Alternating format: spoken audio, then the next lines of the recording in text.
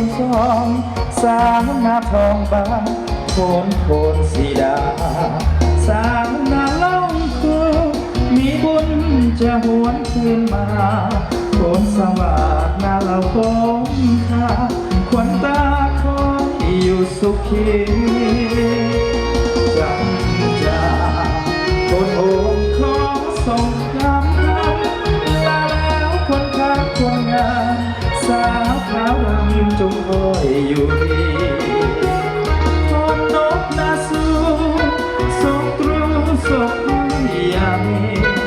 ลาแล้วสาวบ้านคนนี้อ่านจากคนดีด้วยความห่วงใยคนเงินคนหอมคนแก้วคนไทยอายสุดอาลัยหัวใจอ้ายห่วงบ่หายแสนสุขบ้านหาคนงามเจ้าอย่าล้างใจบุญมีโชคดีปีใหม่หัวใจอ้ายจะลงมา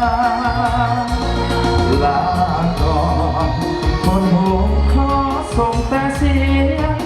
น้องเอ๋ยอย่ามีคู่เคียงอายเมื่อเวียงปีหน้าจะมาขอฝากเสียงเพลงบรรเลงต่อน้องนิทราปีนี้อายจำใจว่าปีหน้าจะมาพบกันเกี่ยวกันเด้อ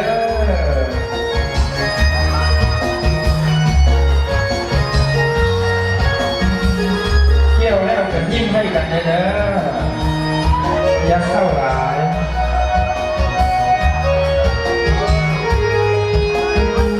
ชิ้นเจียไอ้รัวเนาะเศร้าหลังจงนะ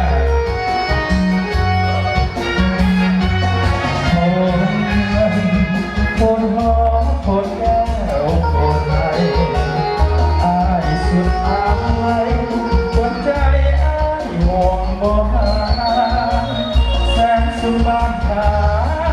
คนงามเจ้าอย่าล้างใจบุญมีโชคดีปีใหม่หัวใจอ้ายจะลงมาลาก่อนโอ้โหขอส่งแต่เสียงอย่าไม่คู่เคียงอันเมื่อวีน่าจะมา